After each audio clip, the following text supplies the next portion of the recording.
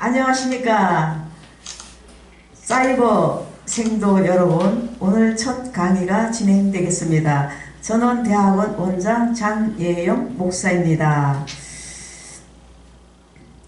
성령론 강해가 진행됩니다. 성령 하면은 참 다양하게 하나님께서는 역사를 하시는 겁니다. 바람같이, 비둘기같이, 생수같이, 불같이, 은은하게 이렇게 성령의 역사가 임하는 겁니다. 그래서 오늘 참석하신 생도 여러분 모두가 다 성령의 은혜가 항상 넘쳐나시기를 주님의 이름으로 축원합니다. 그러면 오늘 성령에게 이끌리신 예수님, 우리가 예수님이 성령에게 어떻게 이끌리셨는가? 예수님께서 성령의 이끄심을 받았습니다. 그때 예수님께서는 성령에 이끌려서 라고 하였습니다. 주님께서는 성령에 이끌리셨고 이 땅에 오신 주님께서는 언제나 성령에게 이끌리심을 받고 살으셨습니다. 강야로 나가신 것이 주님 자신의 의사가 아니고 언제나 성령에게 이끌리심을 받고서 살았던 것입니다. 또한 성령에 이끌리셔서 40일간 금식 기도도 하셨습니다. 오늘날 그리스도인의 경건 생활도 성령에 이끌려 생활이 되어야 함은 너무나도 당연하다고 할 수 있습니다. 인간 의지의 결단은 그 시작점이 자아에 있습니다. 그러나 성령에 이끌려 행하는 일은 그 시작점이 하나님께 있습니다. 인간 자아에서 시작된 일은 그 열매가 육체의 열매로 끝을 맺습니다. 바벨탑을 쌓고 많은 것이며 하나님을 기쁘시게 할 수가 없습니다. 은혜 대신 괴로움만 맛보게 되는 겁니다. 그러나 성령에 이끌려 시작된 일은 그 열매가 성령의 아름다운 열매들입니다. 하나님은 크게 기뻐하십니다. 그리스도인의 생활은 내 고집대로가 아닙니다. 두 번째, 성령께서 예수님을 어디로 이끄셨습니까? 성령께서는 우선 기도의 자리로 이끄셨습니다. 하나님과 교제하는 장소로 이끄셨습니다. 주님께서는 광야에 나가서 하나님과 영교하셨습니다. 성령의 능력으로 일하는 사람들은 모두 다 하나님과의 영적인 교제의 시간을 가진 분들입니다. 모세는 40년 동안 미디안 광야에서 양떼를 먹이면서 하나님과의 영교의 시간을 가졌습니다. 그래서 호렙산에 불꽃을 볼 수 있는 데까지 이룬 것입니다. 엘리야 역시 비가 오지 않는 여러 해 동안 하나님과의 영적인 교제의 시간을 가졌습니다. 사도 바울도 다메섹 회심 후에 3년간을 아라비아에서 하나님과 영교의 시간을 가졌습니다. 성령께서는 하나님의 일꾼들을 먼저 기도의 자리로 이끌어 주십니다. 성령 충만하면은 다 된 줄 알고 기도도 쉰다면은 대단히 잘못된 일입니다. 성령이 충만하면은 기도 시간도 많아져야 합니다. 오늘 우리도 성령에 이끌려 이 자리에 왔습니다. 하나님의 말씀을 깊이 묵상하면서 하나님과 영적 교통을 하는 일입니다. 성령께서 이끄시는 자리가 반드시 평탄한 길이기를 바랄 수는 없습니다. 오히려 시험의 자리, 어려움의 자리일 때가 많습니다. 왜 시험의 자리로 이끄십니까? 이는 강하게 하기 위함입니다. 승리자로 서게 하기 위함입니다. 하나님의 더 큰 은혜를 깨닫게 하기 위함입니다. 이스라엘 백성이 광야를 통과할 때 하나님께서 구름 기둥과 불 기둥으로 인도하셨습니다. 구름 기둥이 머무는 곳에 천막을 쳤습니다. 그러나 그곳에 언제까지나 좁은 곳만은 아니었습니다. 어러비딤에서 물이 없었습니다. 하나님께서 물이 한 방울도 나오지 않는 곳으로 이스라엘을 이끌으셨어요. 왜 그렇게 하셨습니까? 이는 반석에서 물을 주시기 위함입니다. 반석을 예수님의 그림자, 반석이신 그리스도께서 고난을 당하시고 십자가에서 죽으심으로 생수가 흘러남을 가르치시기 위하여 그곳으로 이끄사 반석에서 물을 주신 것입니다. 육신의 생활이냐 하나님의 말씀이냐 에서 하나님의 말씀을 택하도록 하기 위함입니다. 성도가 기도하는 것은 사탄에게는 매우 위험한 일이기 때문입니다. 잠자는 성도는 겁내지 않지만 깨어 기도하는 성도를 사탄은 겁을 냅니다. 세 번째, 성령께서 우리를 승리하도록 이끄십니다. 그러나 감사한 것은 성령께서는 우리를 승리하도록 이끌어 주신다는 사실입니다. 하나님의 말씀을 기록할 때 성령께서 기록하는 사람들에게 감동을 하셨습니다. 주님께서 사랑하는 제자들에게 보혜사가 오시면 너희가 너에게 말한 것을 생각나게 하리라 하셨습니다. 만일 하나님이 우리를 위하시면 누가 우리를 대적하리요? 오늘날 교회의 역사에서 성령께서 무수히 많은 성도들을 승리의 자리로 이끌어 주셨습니다. 성령께서는 인도자, 안내자, 가르치심, 지도하심 등등, 그러니까 성령께서는 우리를 인도해 가시는 겁니다. 길을 열어주시는 겁니다. 가르쳐 주시는 겁니다. 할렐루야. 성령께서 하시는 위치,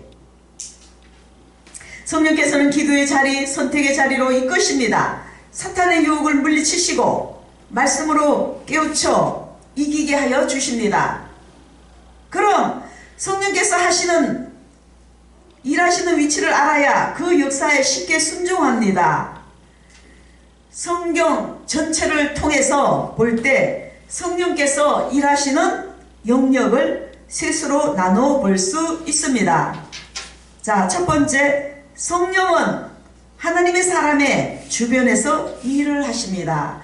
쉽게 말해서 우리 주변에서 일을 하신다는 겁니다. 성령께서 하나님의 자녀를 위하여 길을 열기도 하시고 뒤편에 적을 막아 보호하기도 하시고 성도로 하여금 본연의 사명을 감당하도록 해주십니다. 우리는 하루하루의 생활 속에서 우리가 깨닫지 못하는 동안 여러모로 성령의 보호와 인도를 받고 있습니다. 그 구체적인 예로 홍해를 건너갔던 이스라엘을 지키신 사건에서 볼 수 있습니다. 바로는 노예들을 그냥 보낼 수가 없다고 생각해서 병거와 마병 모든 군사를 총동원해서 추격했습니다. 이스라엘 백성을 추격했습니다. 앞에는 홍해, 뒤에는 애국 군대가 진퇴양난이었습니다. 이때 성령께서는 이스라엘을 불기둥으로 간격을 두었습니다. 밤이 새도록 애국 군대가 이스라엘을 접근할 수 없도록 했고, 또 하나님께서는 앞으로도 길을 여셨습니다.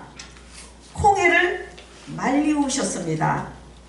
그리하여 이스라엘을 바다 속으로 육지같이 건너게 하셨고, 성령은 영이시기 때문에 우리가 볼 수는 없으나 항상 우리의 주변에서 함께 하십니다. 믿습니까? 아멘. 제가 자꾸만 설교하는 스타일로 나오려고 그러는데요, 순간순간 할렐루야 소리가 나오려고 그러는데 제가 지금 자제를 하고 있습니다. 그리하여 지키시고 인도하십니다. 성령께서. 또 성령께서 깨우치시고 이끄시고, 엘리사의 사역 중에도 보면은 아랍 사람들이 엘리사를 잡아가기 위해서 도단성을 에워쌌습니다. 그 아랍 군사를 에워싼 군사가 있었으니 바로 하나님의 군사입니다. 하나님의 사람 엘리사가 있는 곳에는 언제나 하나님께서 함께 하셨습니다. 오늘도 성령께서는 우리 주변에 함께 하시는 겁니다. 두 번째, 성령님은 성전에서 일하십니다. 지금 이 성전에서 일하고 계십니다. 성령님은 하나님의 집에서 일하십니다. 성령께서 성전에서 일하시기 때문에 성전은 거룩하고 깨끗해야 합니다. 성령은 거룩한 영, 깨끗한 영이십니다. 다 같은 물건이지만 교회로 정해지면 그 의미는 달라집니다. 성전은 은혜의 처소, 성령께서 크게 역사하시는 처소입니다. 찬양과 말씀, 예배의 처소입니다. 세 번째, 성령은 성도의 마음에서 일하십니다. 출애굽 시대에 모세를 도울 사람 70인을 선출했는데 그들에게 하나님의 신이 강림하셔서 저들이 예언을 하였습니다. 심지어 같이 모이지 않고 집에 있었던 엘답과 메달에게도 하나님의 신이 강림하셨습니다. 하나님의 사람 모세는 감격하였습니다. 또 이들 70인 뿐만 아니라 성막을 지은 부살렐과 오홀리압에게도 성령께서 강림하셨습니다. 그리하여 저들은 하나님의 일을 하였습니다. 하나님의 일을 전적으로 하는 사람들에게는 하나님의 신은 강림하십니다. 오순절의 성령 강림도 마찬가지로 개개인의 속에 오셨고 그리하여 복음 전파를 하도록 하였습니다. 다윗은 시편 51편 10절에 하나님이여 내 속에 정한 마음을 창조하시고 내 안에 정직한 영을 새롭게 하소서라고 하였습니다. 성령께서는 성도의 주변에서 활동하시고 성전에서 역사하시지만 성도들의 마음에서 더 많이 역사하십니다. 많은 성도들이 성령께서 마음속에서 활동하시도록 하지 못하게 함으로 큰 은혜의 자리에 이르지 못합니다. 성령께서 마음속에서 거하셔야 하나님의 일을 능히 할 수가 있습니다. 하나님의 일은 사람의 생각으로는 안 됩니다. 구약시대에는 이처럼 특전인에게만 임하였으나 오순절 이후로는 복음 듣고 회개하는 사람에게는 다 임하였습니다. 지금 이 시간에 우리 모두에게는 성령께서 역사하고 계시는 겁니다. 아멘. 오순절에 모인 120명은 다 성령으로 충만하였습니다. 이들은 다 복음 증거자들이 되었습니다.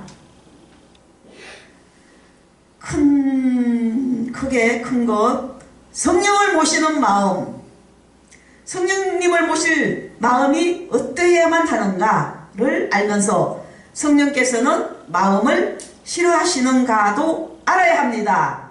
또 성령께서 어떤 마음 상태를 원하시는가 알아야 합니다. 성령을 선물로 받으려면 우선 회개하여 죄 용서를 받는 것이 급선무입니다. 우리 마음이 더러운 것으로 가득 차 있으면 성령께서는 못 오십니다. 안 오십니다. 회개해서 깨끗해야만이 성령께서 우리 마음에 들어오셔서 역사를 하시는 겁니다. 성령께서는 거룩한 영이심으로 마음이 깨끗해야 합니다. 성령께서는 거룩한 영이시며 하나님께서는 거룩한 분이십니다. 거룩하다란 말은 구별되었다는 뜻입니다.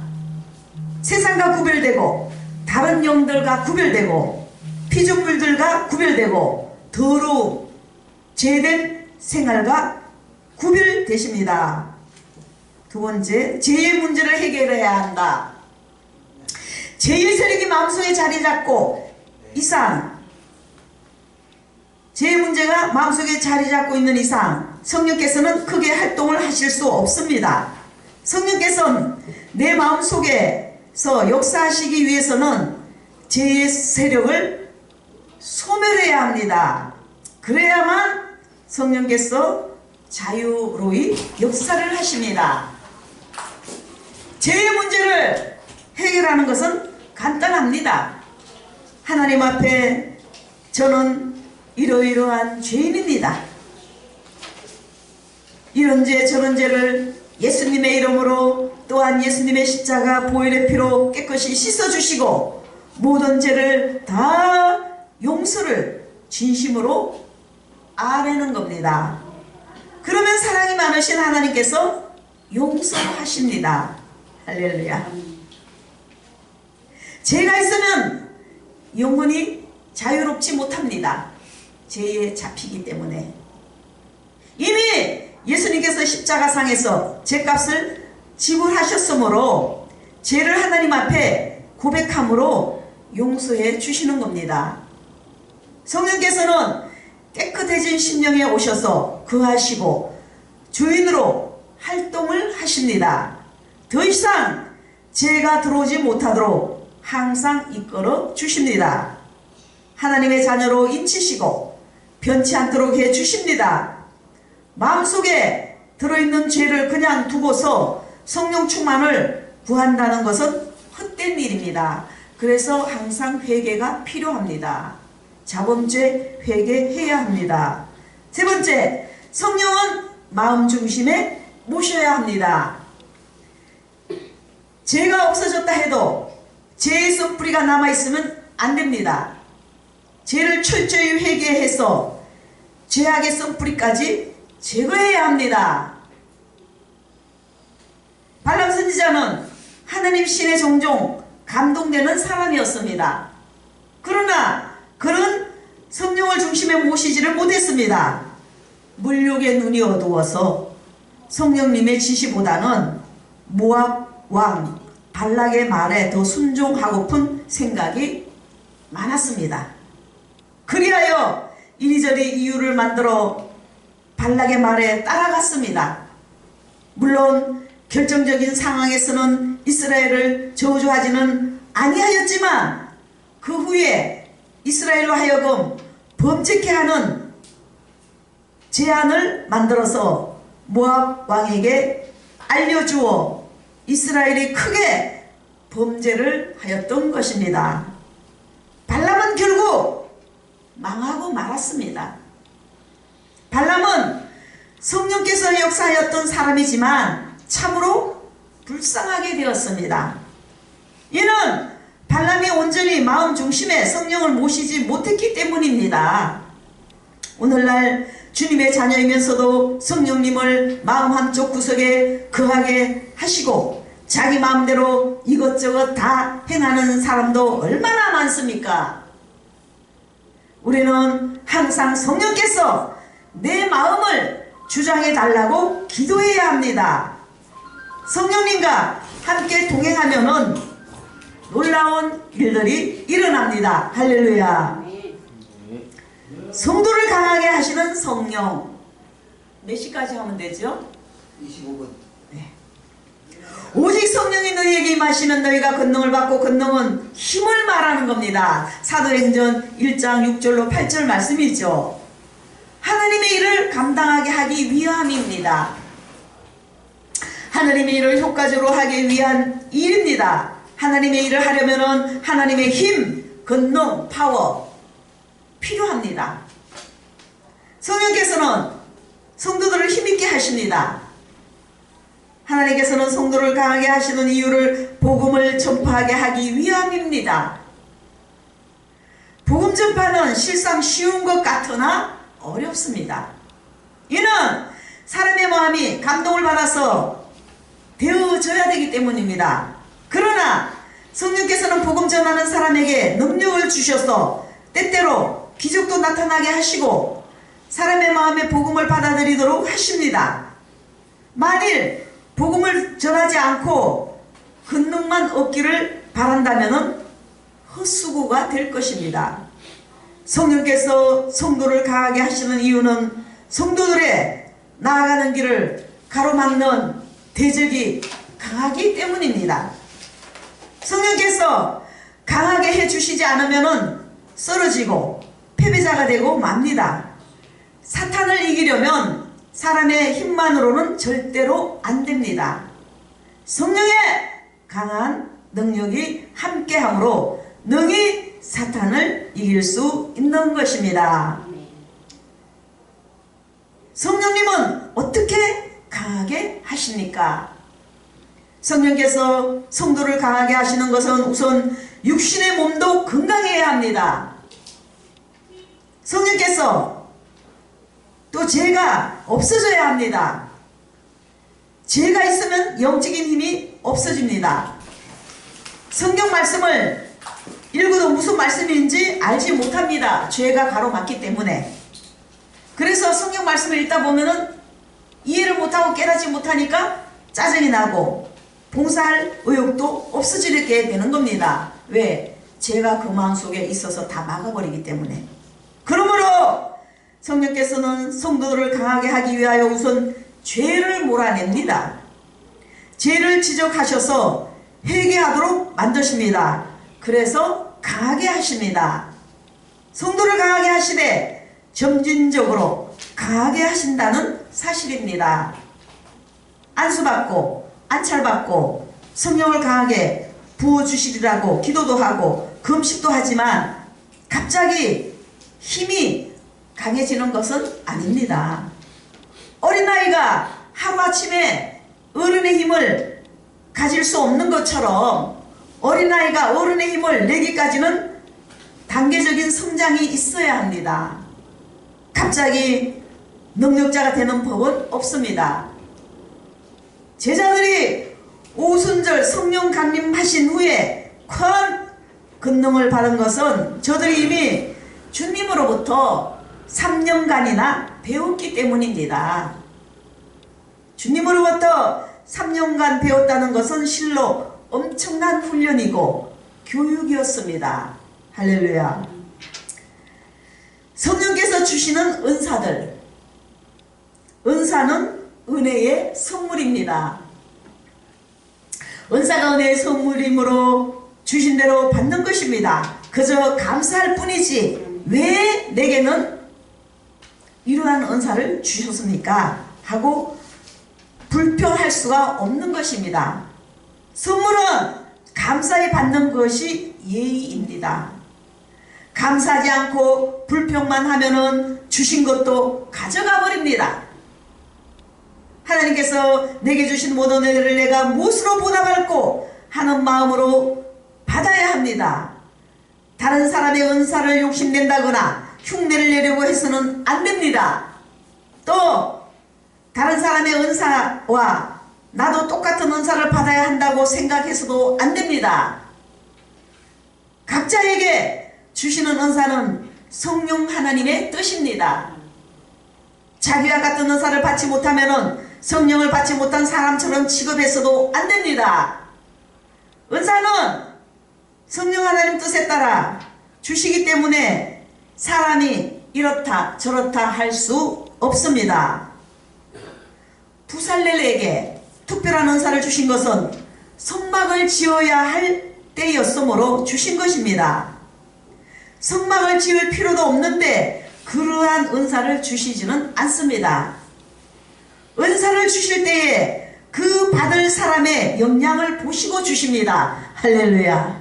그런 대로 주시는 겁니다. 그 소질을 보시고 그 소질에 맞춰서 주시는 겁니다. 이 모든 일은 같은 한 성령이 행하사 그 뜻대로 각 사람에게 나누어 주시느니라. 두 번째, 은사는 다양합니다. 우선 9가지 은사로 나타나 있습니다. 지혜의 말씀, 사도들에게 주신 특별한 은사 오늘날 우리에게도 주십니다. 대적들이 복음을 가로막을 때 저들을 대적하기 위해 복음을 지키기 위해 지혜의 말씀이 필요했습니다. 주님께서도 바리새인들이 개팍한 질문을 할 때 지혜 있는 말씀으로 대답을 하셨습니다. 또 지식의 말씀, 복음 전파를 위해 모두에게 필요한 은사입니다. 오랜 기간이나 연구가 없어도 하나님의 신비를 알 수 있게 하신 은사입니다. 베드로가 아나니아와 삽비라 부부에게 내가 받을 판값이 전부 이것뿐이냐 고 물었을 때에 베드로든 사도는 아나니아의 속임수를 다 알고 있었습니다. 이것이 지식 말씀의 은사입니다. 열왕기하 6장 12절에 오직 이스라엘 선지자 엘리사가 왕이 침실에서 하신 말씀을 이스라엘의 왕에게 고하나이다. 바로 이러한 것이 지식의 말씀의 은사입니다. 또 믿음의 은사, 이 믿음은 구원을 얻는 믿음이라기보다는 박해자들 앞에서 굴하지 않는 믿음을 말합니다. 순교적인 믿음입니다. 끝까지 배교하지 않고 나아가는 믿음을 말합니다. 순교의 자리에 나아가는 것도 성령의 역사입니다. 병 고치는 은사, 의술이 발달되지 않았던 고대에는 참으로 필요했습니다. 이 병 고치는 은사는 은사를 받았다고 해서 병을 다 고치는 것은 아닙니다. 기도받은 분이 치유됐을 경우 항상 은혜를 유지해야 합니다. 은혜 떨어지면 죄가 들어가면 다시 재발됩니다. 그 후로는 기도를 받아도 치유가 안 되는 경우가 많습니다. 주님의 은혜로 병고침을 받은 사람은 전도를 많이 해야 합니다. 5번째, 능력 행함의 은사. 초대 기독교가 우상의 도시들에 전파될 때에 이러한 능력의 역사가 필요했습니다. 귀신을 내어 쫓고 풍랑을 잔잔하게 하는 일들이 필요했습니다. 지금도 능력 받은 사람들에 의해 능력 행함의 역사는 일어나고 있습니다. 예언의 은사, 가장 중요하지요. 당시에는 신약 성경이 없으므로 예언이 꼭 필요했습니다. 이 은사는 하나님으로부터 직접 계시와 영감을 받아 전달하는 것입니다. 성경 말씀 66권이 예언의 말씀, 계시의 말씀입니다. 그때서 예언을 무시해서도 안 되는 거죠. 예언의 은사는 너무나 귀중합니다. 그러나 영분별로 잘 예언을 사용해야지 자칫 잘못하면 마귀의 속임수에 넘어가는 경우가 있습니다. 사탄은 강력한 천사로 가장하기 때문에 말씀이 충만하고 말씀이 입각해서 예언을 해야 합니다. 사랑을 따라 예언을 해야 합니다. 사도 바울도 예언을 사모하고 특별히 예언하기를 원하노라 했습니다. 고린도전서 14장 1절 특별히 예언을 하려고 하라. 고린도전서 14장 5절 특별히 예언하기를 원하노라. 네. 예언의 은사를 처음 받을 경우 말씀으로, 기도로, 인격으로, 겸손으로, 사랑으로 적어도 5년 8년 갈고 닦아야 됩니다. 말씀으로 갈고 닦아야 됩니다. 기도로 갈고 닦아야 됩니다. 늘 성령의 은혜가 충만해야 됩니다. 그래서 성령의 은혜로 충만히 갖추어져야 되는 겁니다. 영들 분별함. 우리는 지혜로 말씀으로 영을 분별합니다. 갈라디아서 5장 22절로 23절을 보시면 됩니다. 이제 방언 말함. 어떤 이란 말은 모든 사람이 아닙니다. 방언을 발성의 은사입니다. 외부적으로 소리가 나는데 방언의 은사 못 받은 사람은 다른 은사가 있기 때문에 꼭 방언의 은사 못 받았다 해서 성령의 은사 없는 것은 아닙니다. 네, 여기 이제 9번 방언의 통역 은사까지만 하고 마치겠습니다. 방언은 하늘나라 방언, 또 세상적인 방언이 있습니다. 특정한 사람에게는 하늘나라 방언도 있지만 자신도 모르는 세상 방언, 나라 방언도 할 수 있습니다. 물론 마귀들도 방언해요. 방언 통역의 은사, 방언을 하는 사람이라면은 통역도 거의 와 있습니다. 통역의 은사를 잘 모른다면은 성령을 통하여 명확하게 통변할 수 있도록 기도하면 됩니다. 할렐루야, 감사합니다. 여기까지입니다. 다음에 뵙겠습니다.